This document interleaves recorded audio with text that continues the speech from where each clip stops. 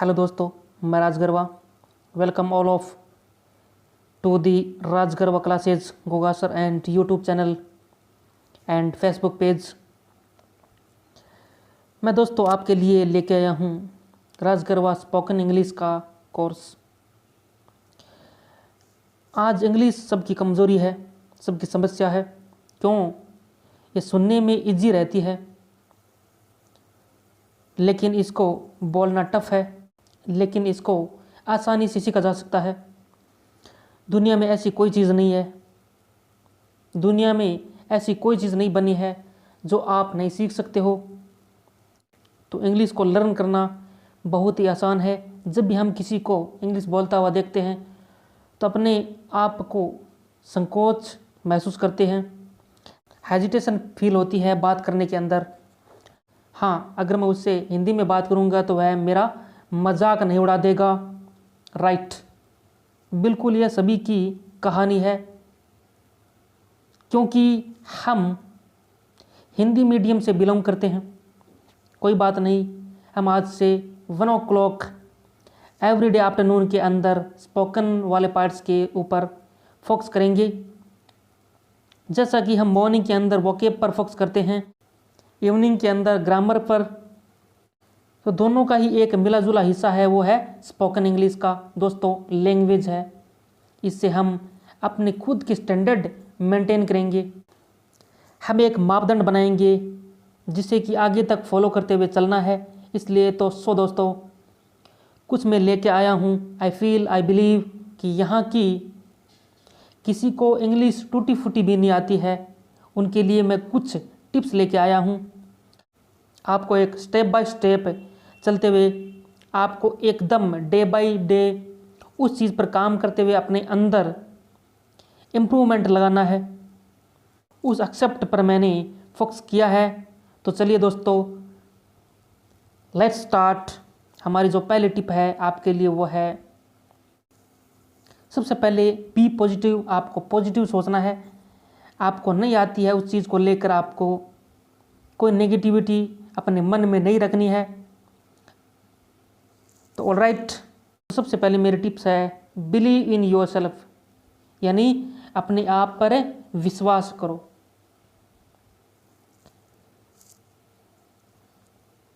अपने आप पर भरोसा करो कि यस, मेरे को नहीं आती है, लेकिन इसका मतलब यह नहीं है कि फ्यूचर में इंग्लिश बोलने नहीं आ सकती। सबसे पहला मेरा पॉइंट है इसमें, यस आई कैन। जब तक कि आप अपने आप पर खुद फील नहीं करोगी कि हाँ मैं कर सकता हूँ, तभी आप कर पाओगे। आपने सोच लिया, जैसा कि हिंदी की कॉमन सी लाइन है, मन की हार तो हार, मन की जीत तो जीत। अगर हमने मान लिया कि हम कर सकते हैं तो यस, आज नहीं तो कल एक दिन आप इस चीज़ को ज़रूर अचीव कर पाएंगे। लेकिन नहीं आती, उसका अल्टीमेट अपने आप को क्या मिलता है।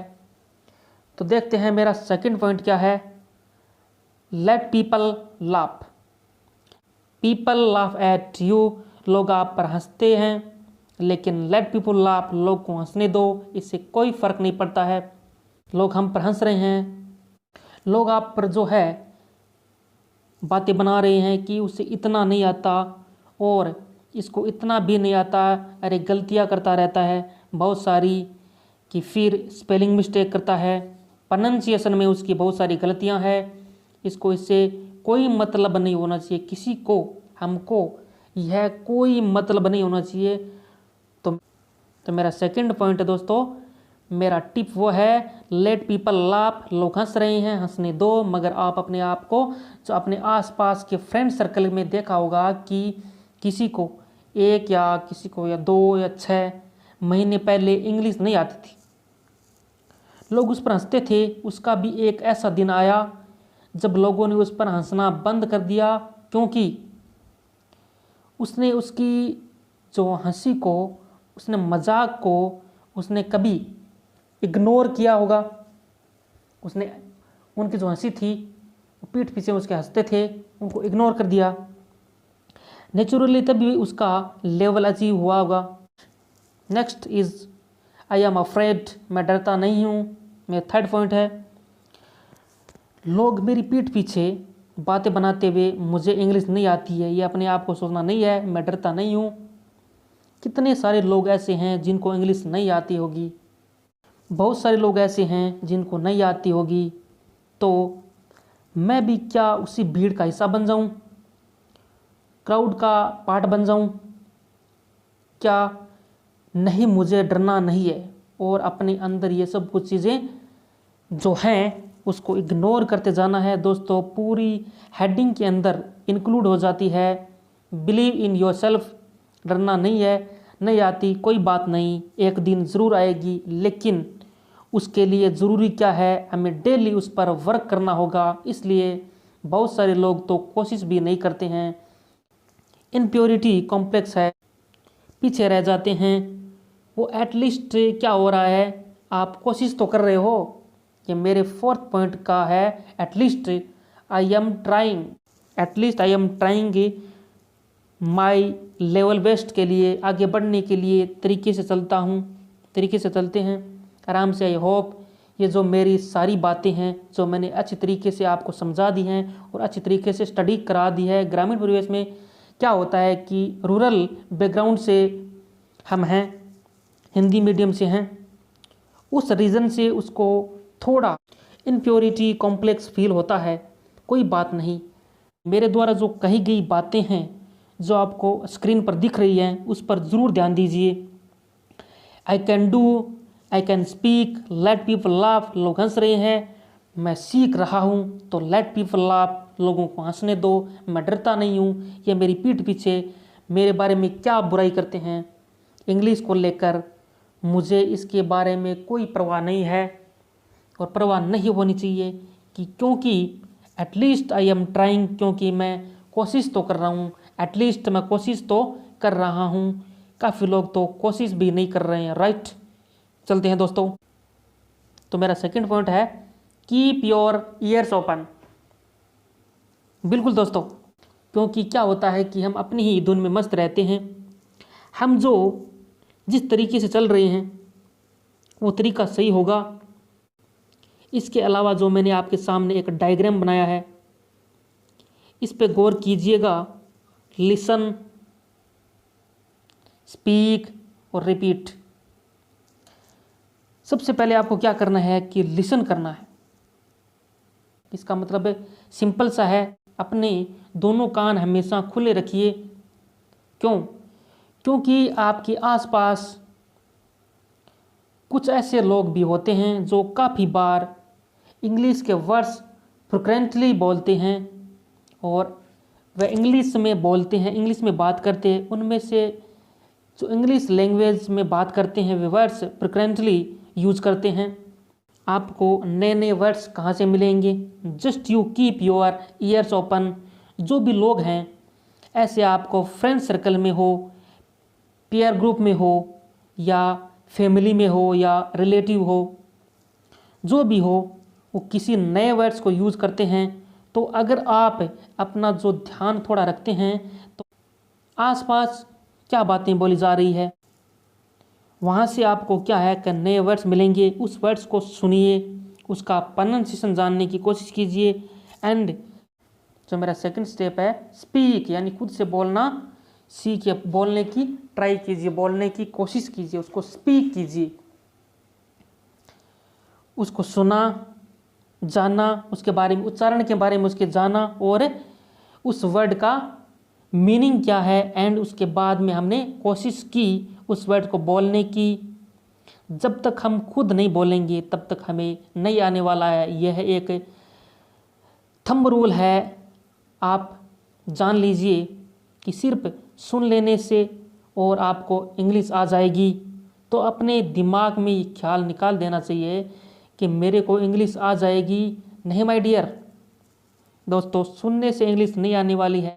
बचपन में भी आपने बोलना सीखा था, जब जाके आपको अपनी मदर टंग पर कमांड बननी शुरू हुई थी। एवं यही फंडा, यही इंग्लिश का है। जब तक सुने हुए वर्ड्स को खुद से नहीं दोहराएंगे, खुद से नहीं बोलेंगे, तब तक आपको उस वर्ड्स पर कमांड नहीं बनने वाली।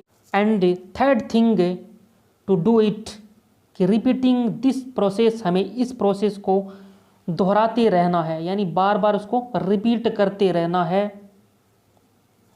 कोई भी नया वर्ड्स मिला, फ्रेंड सर्कल से मिला या किसी से भी मिला, XYZ कोई भी सोशल बैकग्राउंड्स हमारा सभी का अलग अलग होता है, कहीं ना कहीं इसका ग्रुप अलग अलग होता है, तो कहीं ना कोई नया इंग्लिश से का जो वर्ड मिलता है, अपने को क्या करना है कि सुनना, मीनिंग, प्रोनाउंसिएशन जानना और बोला, एंड अगेन जो नई चीज़ें हैं उनको ढूंढते रहना, जो नए नए वर्ड्स हैं उनको ढूंढते रहना है। अपने जो कान है हमेशा खुले रखने हैं नए नए वर्ड्स को कलेक्ट करने के लिए। एंड दोस्तों, माय थर्ड पॉइंट है my mirror my best friend.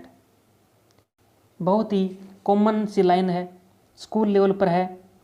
ये बच्चों को सिखाया जाता है कि भाई my mirror is my best friend, क्योंकि काफ़ी लोग ऐसे होते हैं कि बोलते हैं कि सर हम दूसरों के साथ या फ्रेंड के सामने या भाई बहनों के सामने इंग्लिश बोलने में शर्म आती है, इन्फ्योरिटी कॉम्प्लेक्स फील होती है, थोड़ा जो हिचक होती है थोड़ी सी बात करने में। इसमें परेशानी क्या है?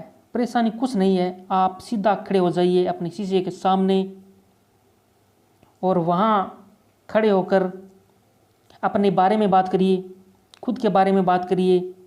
अगर आपको बहुत ज़्यादा फील होता है इन्फ्योरिटी कॉम्प्लेक्स तो कोई बात नहीं, लेकिन आपको शीशे के अंदर ये देखना है, नहीं मुझे कुछ तो आता है, मुझे कुछ आते आते एक दिन ऐसा आएगा, ये चीज़ें यहाँ से यहाँ तक आ जाएगी। रियलिटी के अंदर कि मुझे बहुत कुछ आता है, एक दिन ऐसा आए ये चीज़ें यहाँ से यहाँ तक आ जाएगी। आप अपने को कभी कमज़ोर नहीं समझना है, खुद को कभी कमज़ोर नहीं समझना है।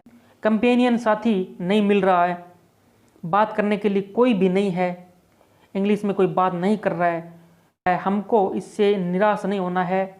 हमें क्या करना है, हमें मिरर को ढूंढना है और घर पे मिरर के सामने हमको इससे बात करनी है। This is the best thing public speaking के लिए, लोगों के सामने स्पीच देने के लिए सबसे बेस्ट तरीका माना जाता है।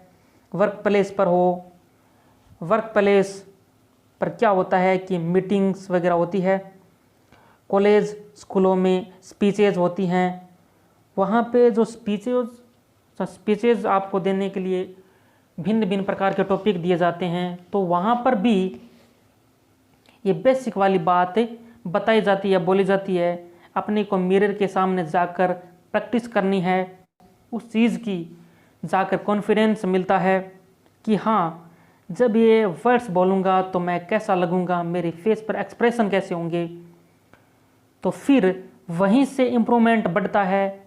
आपकी आई कांटेक्ट कैसी होगी, चेहरे पे नर्वसनेस तो नहीं होगी, बॉडी मूवमेंट कैसा होगा, ये सारी चीज़ें दोस्तों अपने बारे में मालूम होगी, मालूम चलेगी। दोस्तों जब आप खुद अपने आप को मिरर के सामने खड़ा करेंगे, खुद को जब देखेंगे कि हाँ मेरा पूरा बॉडी मूवमेंट, मेरा बॉडी जो लैंग्वेज है, आई कांटेक्ट एंड फेस पर नर्वसनेस तो नहीं है, नर्वसनेस नहीं झलक रही है, अगर आपका जो कॉन्फिडेंस है वो बिल्कुल सही है, तो शीशे के सामने अपना उसको शीशे को दोस्त बनाइए। तो ऑलराइट, तो दोस्तों मेरी जो थर्ड टिप थी my mirror my best friend, तो third tip my mirror my best friend.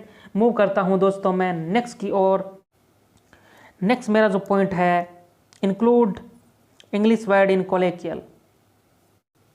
काफ़ी लोगों में मेरे ख्याल से कोलोकियल का मतलब मालूम नहीं होगा, शायद ये जिन्हें मालूम नहीं है कोई बात नहीं। कोलोकियल वर्ड दोस्तों इसका अर्थ होता है बोलचाल। जो हम डेली लाइफ में जिस भाषा का यूज करते हैं उसको कहते हैं हम कोलोकियल। तो मेरी पूरी लाइन का दोस्तों मतलब क्या निकला, यहाँ पर include English word in colloquial. आपके डेली लाइफ के अंदर आपको क्या करना है, आपको मैक्सिमम से मैक्सिमम इंग्लिश के वर्ड को यूज करना है।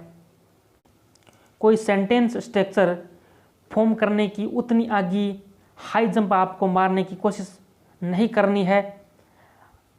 आपकी मुझे इंग्लिश नहीं आती तो भी मैं धड़ल्ले से पूरा वाक्य बनाने की, सेंटेंस बनाने की कोशिश करूं, ऐसा आपको नहीं करना है। बहुत ज़्यादा मामला गड़बड़ है तो रिलैक्स। सेंटेंसेस स्ट्रक्चर हिंदी के बनाइए, लेकिन उनके बीच बीच में इंग्लिश के वर्ड्स का इंक्लूड कीजिए। इंग्लिश के जो वर्ड है उनको इंक्लूड कीजिए। जिन वर्ड्स में आपको कंफर्म है कि ये वर्ड मुझे आता है, तो श्योरिटी है, तो उन वर्ड में आपके जो हिंदी के सेंटेंस है उनको डाल दीजिए। उन वर्ड्स के मीनिंग अपने आप को मालूम है, उन वर्ड्स का आप अपने डेली लाइफ के अंदर जिनसे आप बात कर रहे हैं, whether they are your friend हो या पेरेंट्स हो या सिबलिंग्स हो, कोई भी हो जिनसे आप बात कर रहे हो, उनमें से इंग्लिश में बात नहीं कर पा रहे हो तो कोई बात नहीं, आपका जो भी मदर टंग है आप उसमें बात कीजिए। लेकिन क्या करना है कि साथ में हमें मैक्सिमम से मैक्सिमम वर्ड्स जो इंग्लिश में है इंक्लूड करने हैं, और ज़्यादा से ज़्यादा को हमें कोशिश करनी है। यहाँ पर मैंने बनाया है कि फोर्थ टिप मेरा यही है कि कोलेक्शियल के अंदर, यानी आम बोलचाल की जो भाषा के अंदर, ज़्यादा से ज़्यादा हमें इंग्लिश वर्ड को डालना है। आपकी जो मदर टंग है वो कौन सी भी हो, धीरे धीरे वहाँ से आपको कमांड बननी शुरू हो जाएगी। ऑलराइट, तो चलते हैं दोस्तों नेक्स्ट पॉइंट की ओर। So fifth point is keep calm, don't worry about grammar. बिल्कुल इवन फॉरेन कंट्री के अंदर लोग दोस्तों जो है टूटी फूटी इंग्लिश ही बोलते हैं। हम सोचते हैं कि विदेशी होगा, फिरंगी होगा, उसको आती होगी अच्छी तरह English.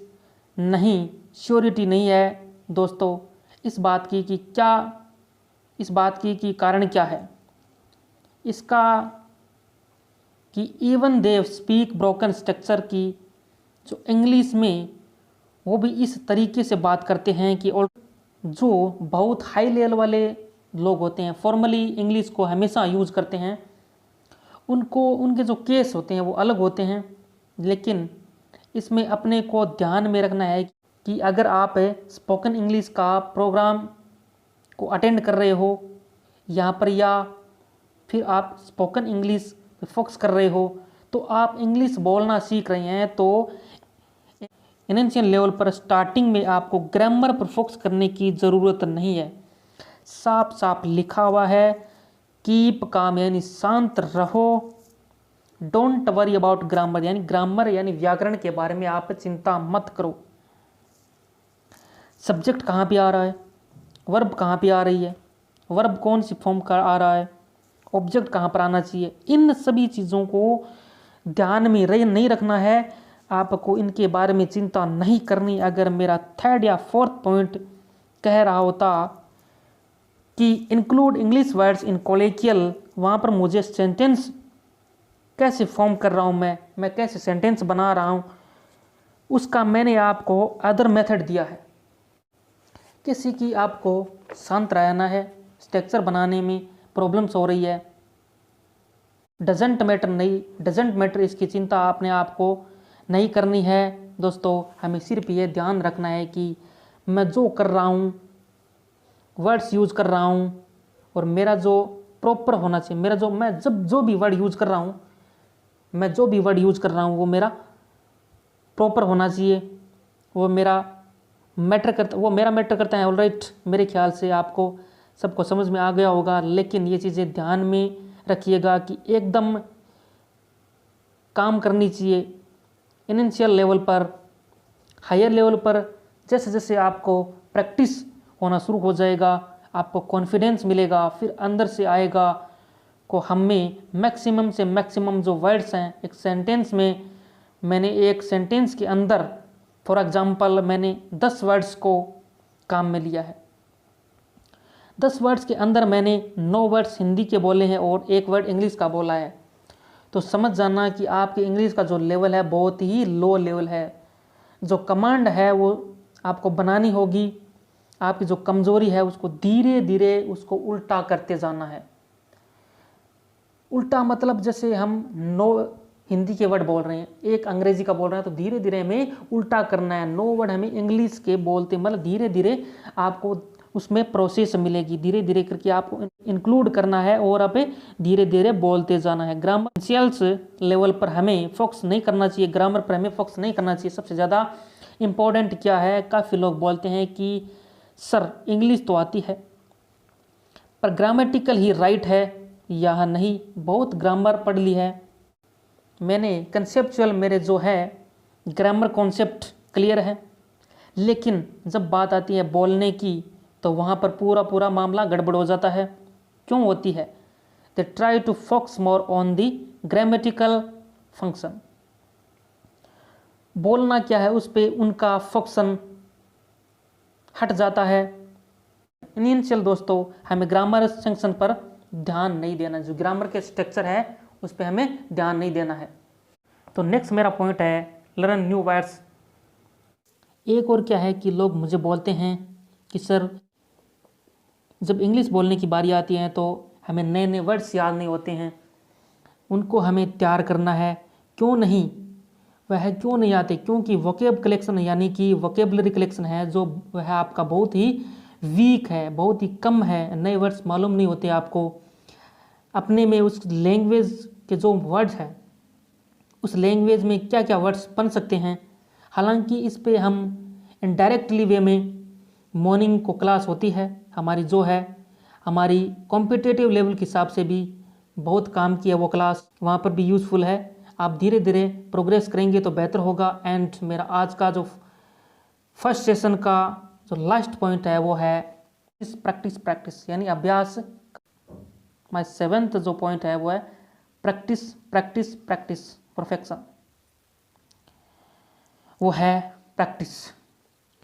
Till you reach perfection, practice करते रहो, अभ्यास करते रहो जब तक आपको खुद को फील ना हो जाए कि आप हैं जो परफेक्शन के पीक पर पहुंच चुके हो।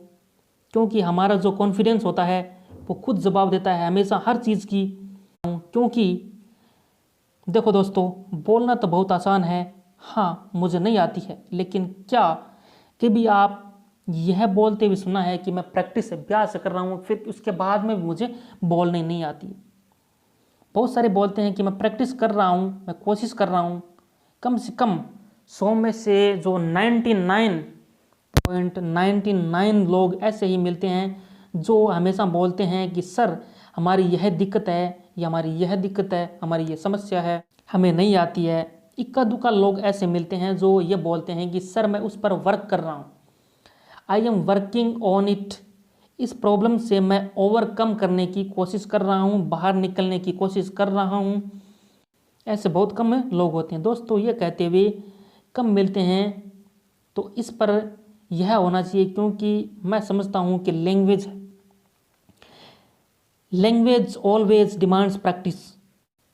भाषा पर कमांड तभी बनती है स्पोकन के पॉइंट ऑफ व्यू से, क्या चीज़ सिर्फ जब तक आप प्रैक्टिस करोगे तब तक आपको फ़ायदा होगा।